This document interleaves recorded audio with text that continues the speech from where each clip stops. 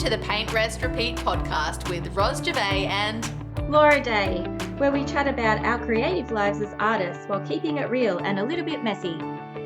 We're here to inspire creatives just like you to push past those boundaries and make art that you love. Let's dive in.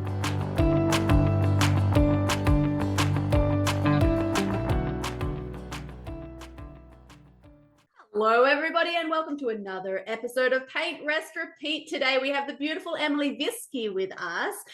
She is over on Instagram. I'm just going to start out with that. On Instagram as M and the Little Gem Studio. And she is a Yarra Valley based artist and she has dog portraits in her mix. She's with Jumbled and she's doing a lot of beautiful, amazing things.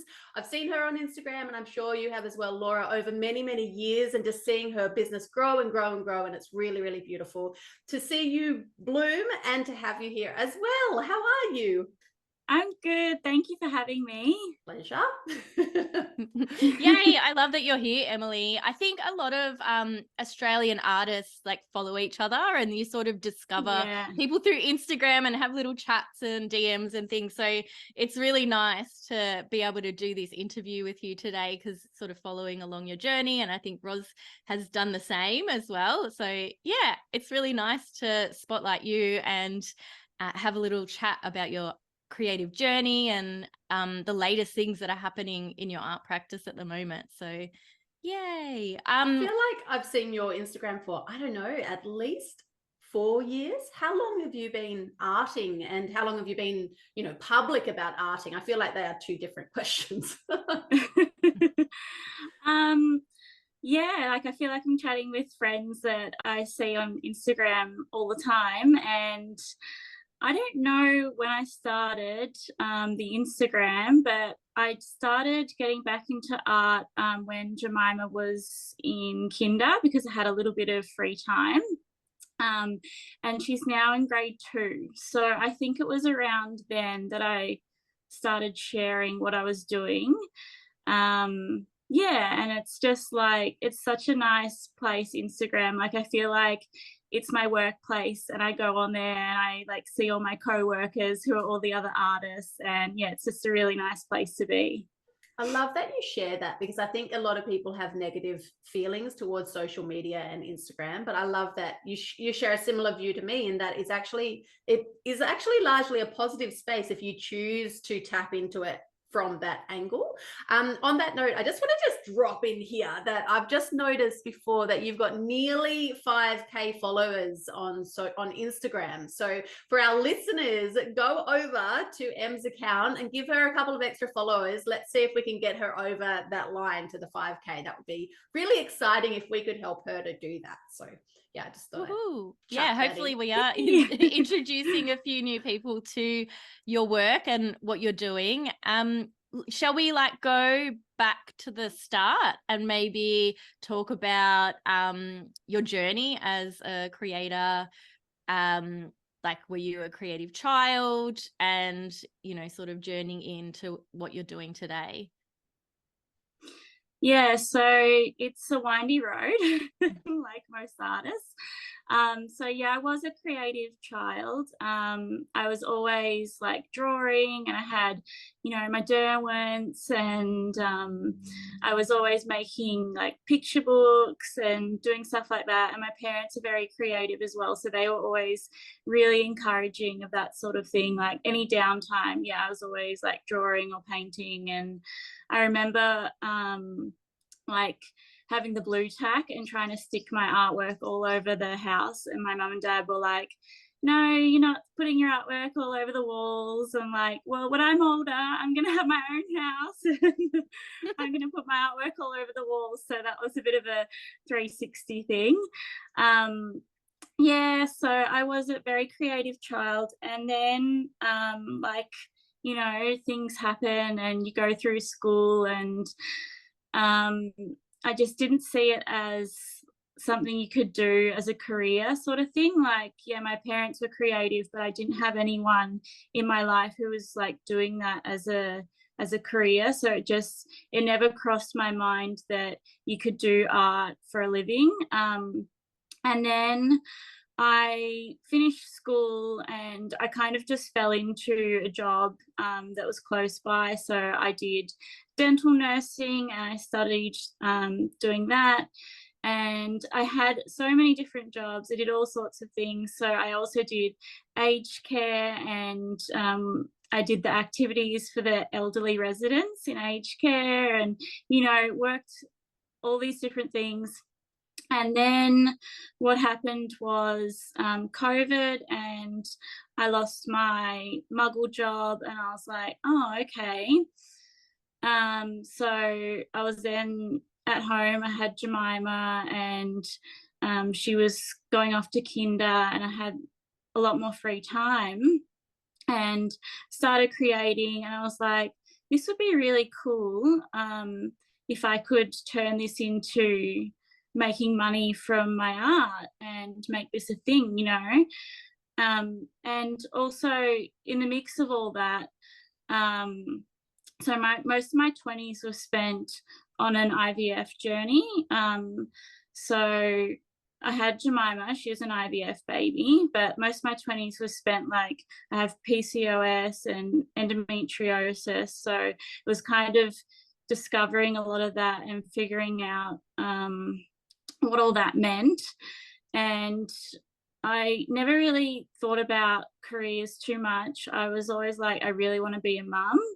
So then I finally got Jemima, and I had so many rounds of IVF after that because I had a lot of frozen embryos, and we used them all, and I was like, oh, well, maybe I'm just going to have the one daughter. So it's funny, like, when I accepted that that's the way it was going to be, and I was like, well, if I'm just going to have the one daughter, then I really need to focus on what I'm going to do for me and, like, outside of being a mum. And yeah, so when she went to kinder, I found I had this free time, and I started doing all these like Laura Horn courses and online courses and things like that, and just putting paint on paper, and it just felt really good. And I was like, what you're doing, like an internal happy dance, because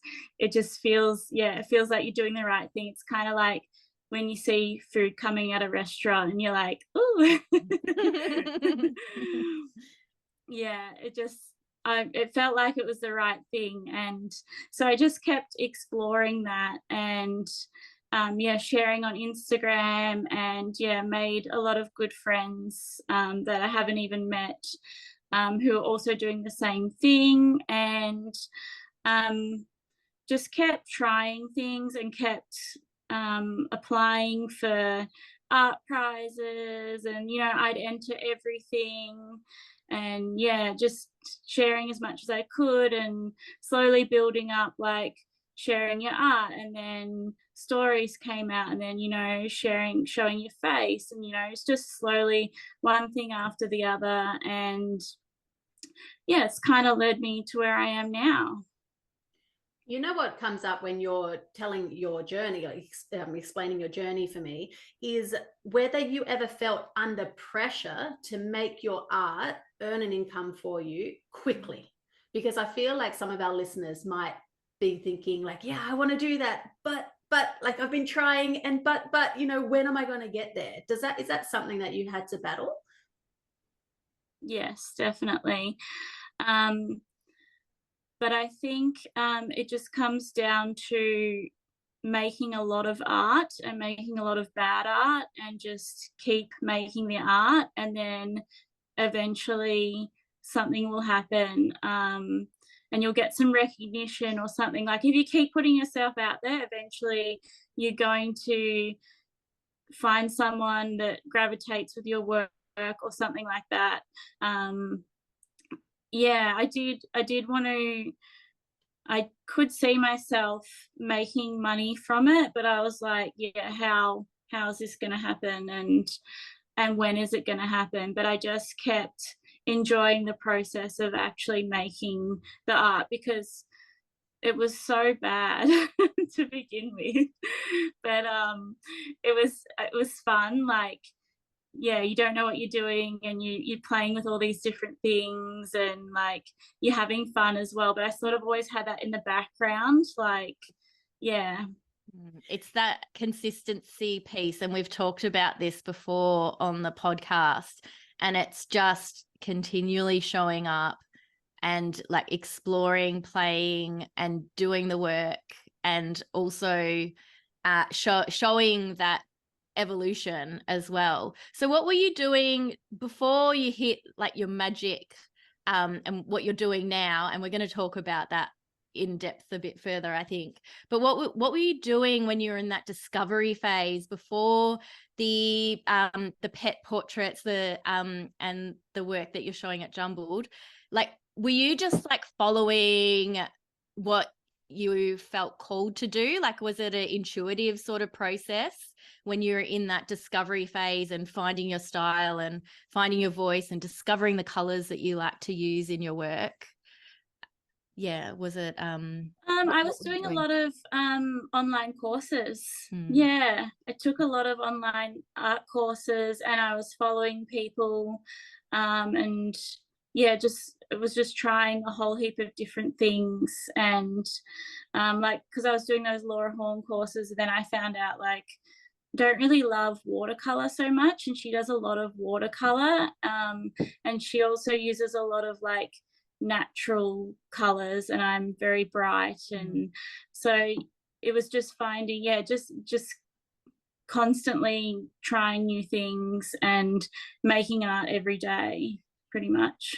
So that's a big journey, isn't it, for a lot of creatives as well, transitioning from that, following workshops and tutorials and like these externally led artworks and art experiences, to finding your own voice and your own take on things.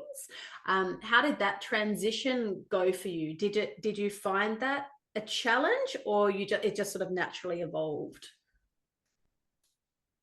A little bit of both. I used to be really obsessed with like trying to find a style, and then I was like, well, why do I have to try and find a style? And I think if you just make a lot of art, it will eventually come out on its own. And once I like let go of like having to find a style, that's when you find a style. I feel like I was like, I have to find what's going to be my thing. But during COVID, I did these things called pets in my sketchbook, and so people used to send me pet photos, and then I'd draw them in quirky little ways and share them in my stories, and then other people would share them in their stories. And that's how the pets kind of came about, because someone then saw that and then commissioned me to do a dog. And since doing that one dog commission, everything just sort of snowballed. But it was also like letting go of the idea that I had to find my style as well, that I could just paint what I wanted, and I didn't have to stick to one kind of thing. And then you find that naturally, like, you might use the same colors, or the marks that you make come through, but it was letting go of that idea that I had to find what I was doing. I love this conversation. I feel like that is golden, what you just said. And it's almost like affirmations from the universe. Like, you were constantly like, you're doing these drawings in your sketchbook, you're sharing, you're bringing joy to people's lives, you're doing something fun that you like absolutely enjoy, following your curiosity, and then people are approaching you, and then it's almost like, okay, like it's almost like just a magic combination. It's like, okay, well then I'm just going to follow that, and you're saying yes, and you just keep creating, and it's led to what you're doing now and the incredible opportunity that you've been presented at Jumbled. Did you want to tell us how that happened? Okay, so this is not the first time that I applied for the Jumbled Art Prize. I just thought I'd mention that because rejection is totally fine, and it doesn't mean it's a no, it means it's a not right now. So I had applied for that, and this was the second time I'd applied. And yeah, so it was the dogs that caught their eye. And yeah, so I guess just with the dogs, it just all snowballed from there. It's amazing, isn't it? And because also that's heart art for you as well, you know, like that's, you love animals, right? Yeah, absolutely. Yeah, so for you it's connected, and then you're painting them with colors that you love in a style that you enjoy. You know, it's like it has to come from you authentically, and then you naturally have attracted all the people that love that. So yeah, I like that, how you worded that before, Laura, like a what did you say, from the universe? Like an affirmation from the universe. Yeah. It's like little angels. They're just like, they're seeing something in you, and then they're giving you that gift. They're like, okay, I want you to draw this for me. And then it's like, and I feel like that can only come about if you're making that art that you're meant to make, maybe. I don't know, you could look at it like that, but art that is aligned to you and comes from your heart, you know, no, and it's not an externally sort of influenced creation. We're being hippies. Yeah, is absolutely. That cool? We are being a little bit hippie. That's okay. I love it. So your work got taken to an art fair, I think you were sharing on Instagram. I can't remember exactly. What was the latest art fair that Jumbled was at and you had your work on display? The Melbourne Art Fair they had. The Affordable Art Fair, wasn't it? That's that's it. Yeah, in Melbourne. Yeah. So I had I sent them, I think, 4 or 5 artworks to begin with. There's still one left, and that was actually a goal of mine, to be at an art fair. So I I did have one dog at the art fair, so that was exciting because I didn't know they were taking it, and then I just happened to see it in their story. So I felt like I was like a part of it in a very tiny way. Yeah. Your camera, for people who are on YouTube, did you know your iPad, you're on the iPad, does the funny zoom out scan the room thing? Oh, I thought you did that. No. We've seen it before with other guests. It's so trippy. It's really weird. The first time I saw it, sorry, so people who are listening on audio, come and watch over on YouTube. The first time I saw it, I thought the interviewee was had like a camera, like someone out behind, like filming them do. That's intense, man. Anyway. All right, so let's just backtrack. So we talked about your journey so far, how you came, well, you were always creative, but how you have traversed from that creative childhood into your success through Jumbled via, you know, creating the art that is from your, you know, from your heart.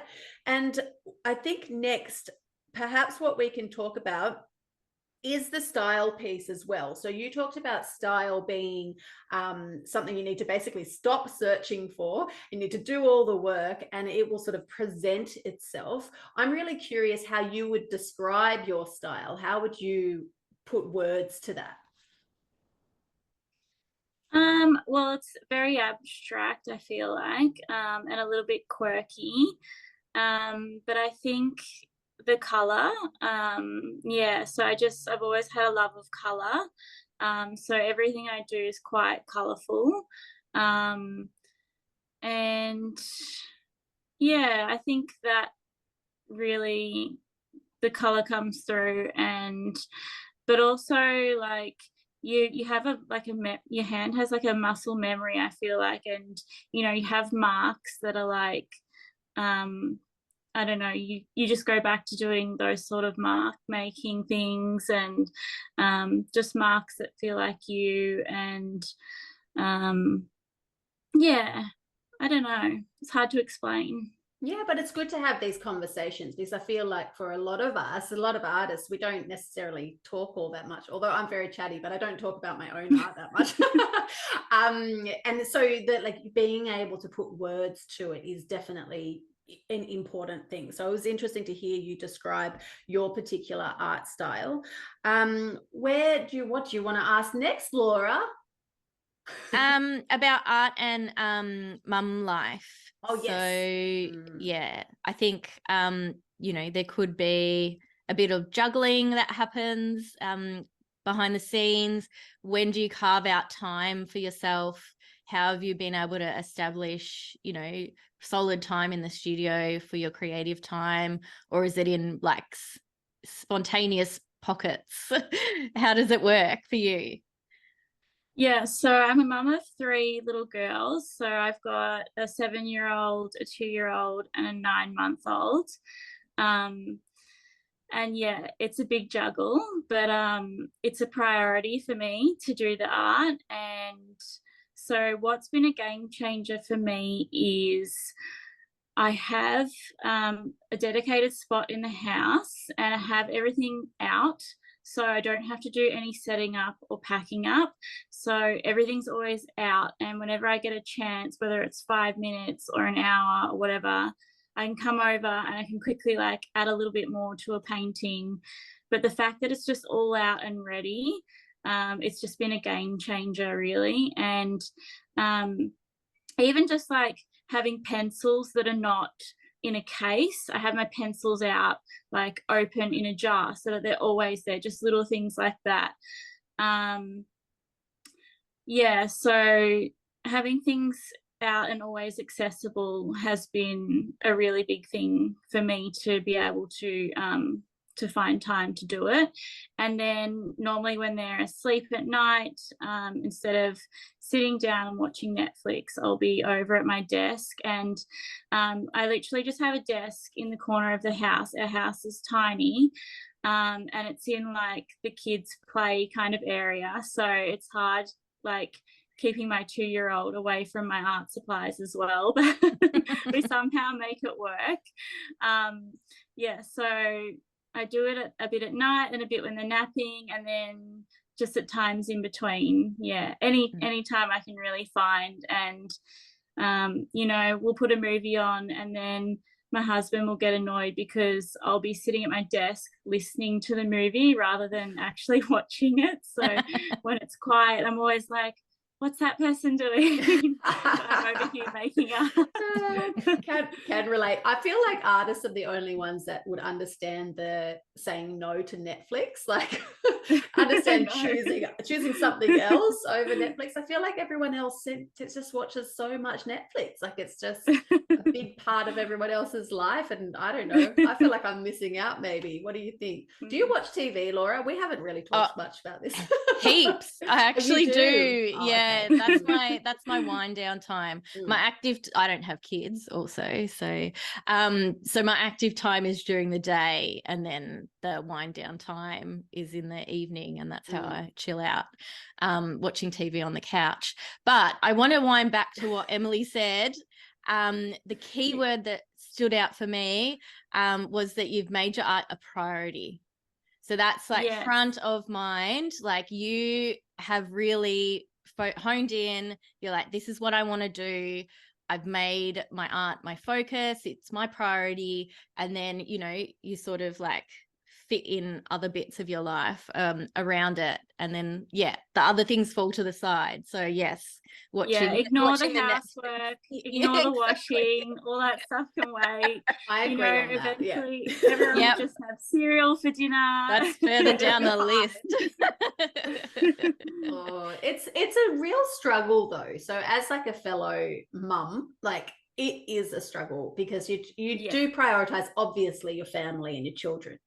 And so the children and the family versus the art is like, it is a bit of, even for me still, like it's still a bit of a trigger for me, because I'm like, the art is about me and about my aspirations, and then the children is the nurturing side, and we are responsible for them as well. So like that's a thing, I reckon. How does that go for you? Yeah, it's tricky, but I always think like if I'm filling my cup up as well, and you know, I'm going to be a better mum as well. So Mm. that's why it's a priority as well. Like, yeah. Do you battle with that or not? You feel like 100% zen, like you're balanced. You actually have a balance. I don't do balance, just so you know. Like It's not a balance, it's chaos.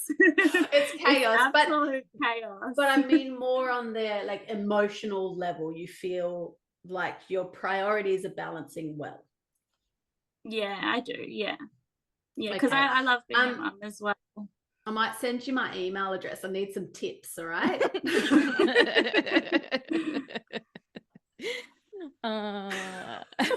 Ros, you're so funny. Yeah, so I really like that you have made it your focus. And the thing that stood out for me when you were talking was filling your own cup and doing things for yourself. And I think women in general, they are givers and they want to serve others, they want to help others, and there's so much like external, like making sure everyone's comfortable, and you know, so that can be a challenge to really satisfy your own needs, really take time to do things that make you happy and fill that cup, like you said.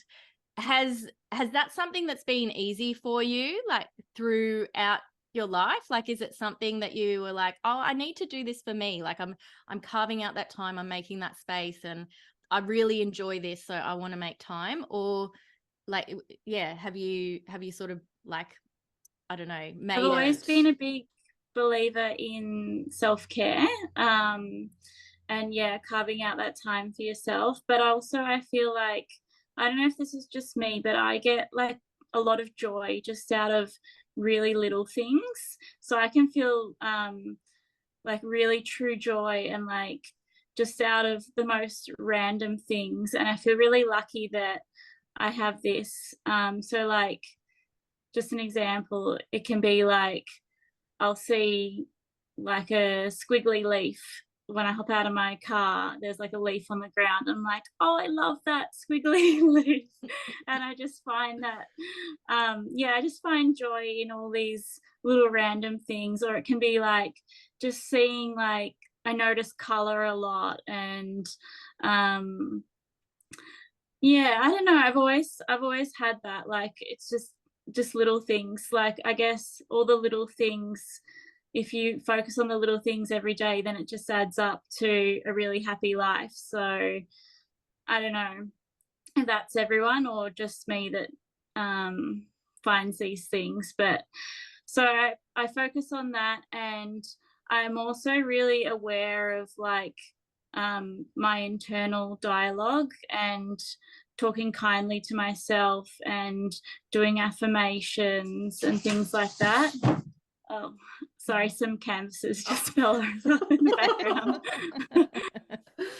Yeah, so I've always been really into like self-care and self-development and things like that. So I am really mindful of things like that. And I forget what the question was. Am I? It's just if it came easy to you, yeah, it came easy to you to carve out that time and really focus on things that fill your own cup. So, but it does seem like you're the type of person that is mindful, and you appreciate the little things in life, and you know, you find joy in the simple things, and you've got a lot of gratitude. So that might be a nice message to sort of pass on to our viewers and people watching.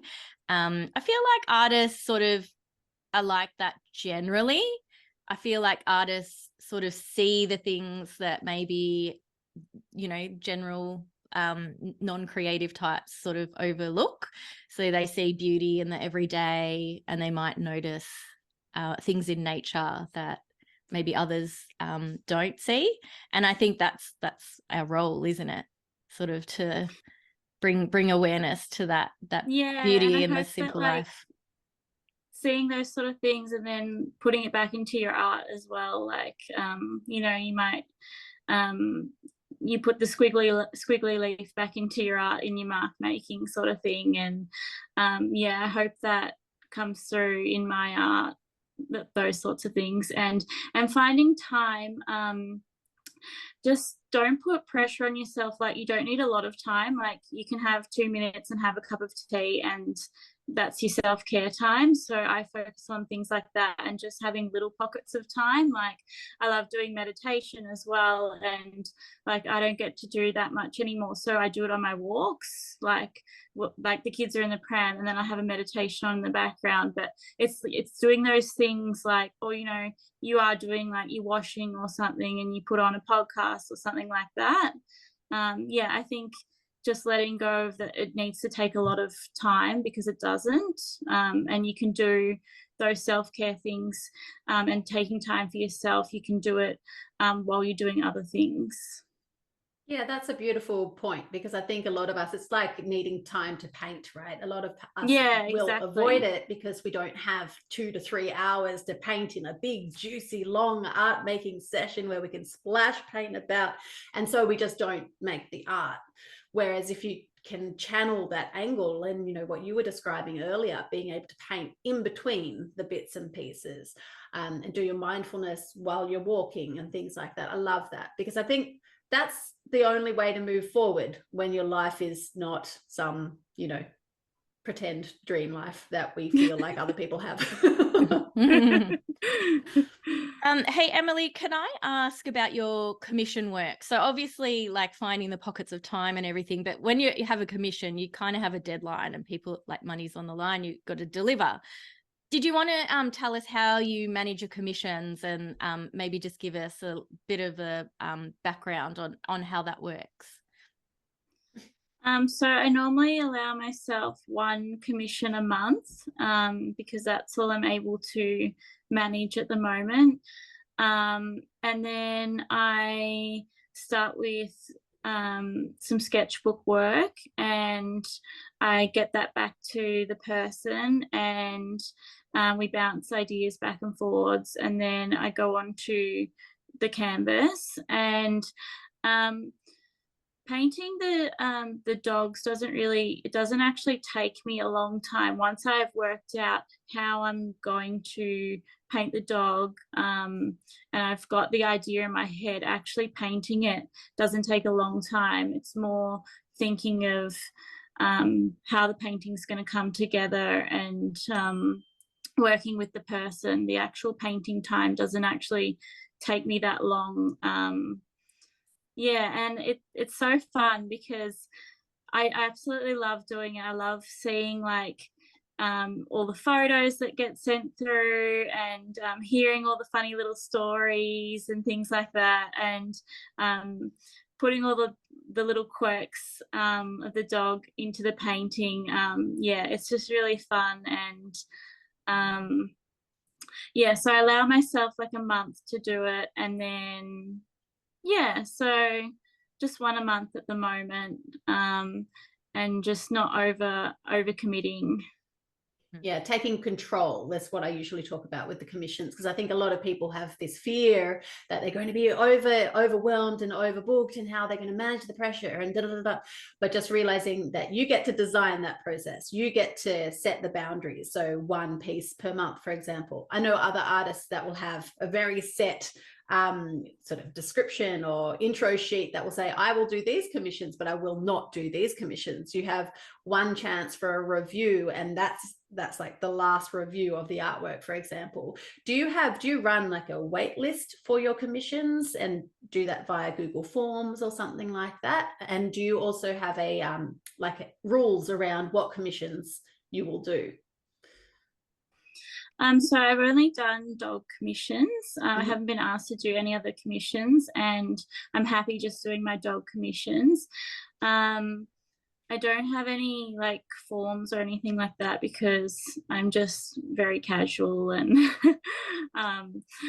technology scares me as well. So people just get in touch normally, and then I send an email and explain how it all works. And I've been super lucky as well. Like, all the people that have commissioned me have just been like they just love what I've done, and there hasn't been too much backwards and forwardsing on little details or anything like that. What was the other question? If you ran a wait list. So it sounds like you do, but you just manage that yourself. Like it's not. Yeah. I'm like a pen and paper girl. I have a diary, and so I'm booking into next year at the moment, and I just ask for a deposit, and then I just have that person in mind for that month, and then I'll get back to them when it's their turn. Beautiful. I have more questions about commissions, but we won't just I get very detailed. Like sometimes I'm like, okay, and I'll back off. All right, back off, Ros. Carry on, Laura. I just like the way that you operate. You just sound like so grounded, down to earth, and I think that's why people are gravitating towards you and asking you to do commissions, because it's it's just like asking a friend, just be like, oh, can you make me this? And I think that's another thing to sort of, I guess, highlight is people buy the artist behind the artwork.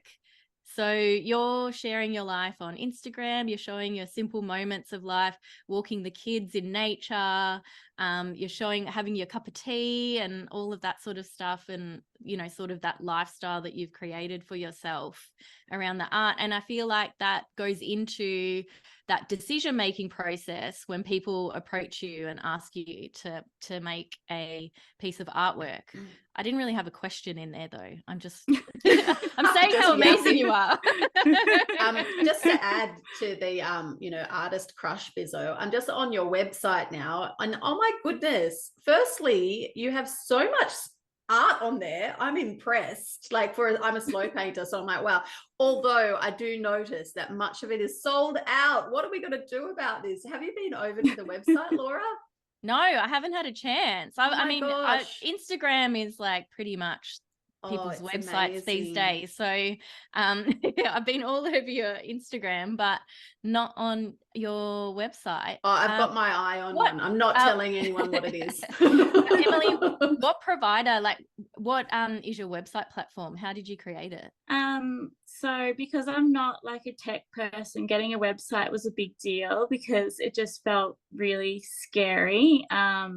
But it was so easy, and I literally just picked the easiest one that I could do myself, not being a tech person. I can just upload the work and, put a little description in, and it's nothing fancy. It's extremely basic, but it works, and it does the job. It's Big Cartel. Did I say that? I can't remember. No, I was just wondering what it was. I can tell. I'm all over it. This is so beautiful. If you're our listeners, go over and check out the website. It's amazing. So your M and the little Gem Studio, Gem with a Jem, right? Yes. Yeah. So that came about because my daughter's Jemima. So that's beautiful. I love it. Very cute. Get off the website, Laura. I'm going to buy some things, and I'm I'm dominating. It's mine. This has been a really great chat. Do you have any other questions, Ros? I feel like I wanted to ask what you have coming up. So do you have anything in particular coming up, any exhibitions or any fairs that are planned that our listeners can go and, dive further into your art? Yeah, so I'm having an exhibition in November at a gallery in Eltham. So it's supported by the local council. So I actually got a grant to do that exhibition, and they're paying me to do it, and they're like providing a photographer and everything like that. So I've been working towards that all year because it's quite a big space as well. So just been slowly working towards that amongst doing everything else. So that's going to run for a month from November to December. Okay, and where was that again? So it's at the Eltham Library. They have a gallery attached out the front of the library. So as you're walking into the library, you sort of walk through the gallery into the library. It's a very cool space. It's an old like mud brick building. It's very quirky, and yeah, it's very cool. And do you have an email list? So I'm just wondering, because if people want to like know about when your exhibition is, can they hop on your list? That's my question. Okay. Email lists have been a bit challenging for me. So sort of, but not really. So what I did with my email list was, because it just seemed so scary to use one of those, I don't know, automatic generated ones, I literally just took people's emails and just emailed, like made an email and then sent it out individually myself to everyone. We need to talk. Let's just talk. Can you please, I'm quite serious, send me a message afterwards. Let's talk about a really easy way to get it set up to save you time. It's about time.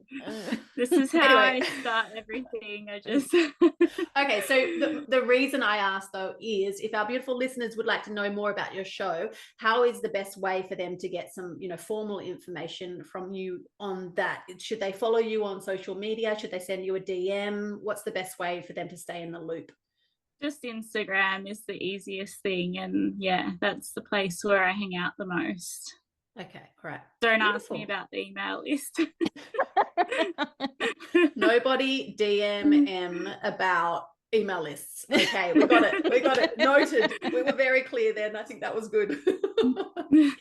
We'll put the links in the show notes if you want to follow that, and yeah, get in touch with Emily. And yeah, I feel like that's been an awesome episode. I reckon that's a wrap. Thank you so much for joining us today, Em. It's been lovely to learn more about your journey, your origins, your successes, and where you're going next as well. And beautiful listeners, thank you for tuning in. You can expect a new episode from us in 2 weeks' time, or dive into our back catalogue. Is that what it's called? Yeah. Yep, that one. I'd say so. And if you enjoyed listening today, please head over to Instagram, share a screenshot over there, leave us some reviews as well for good karma, and don't forget to give Em a follow over on social media as well. So Em's account again is Em and the Little Gem Studio, and let's help her get to 5K. That's the plan. All right.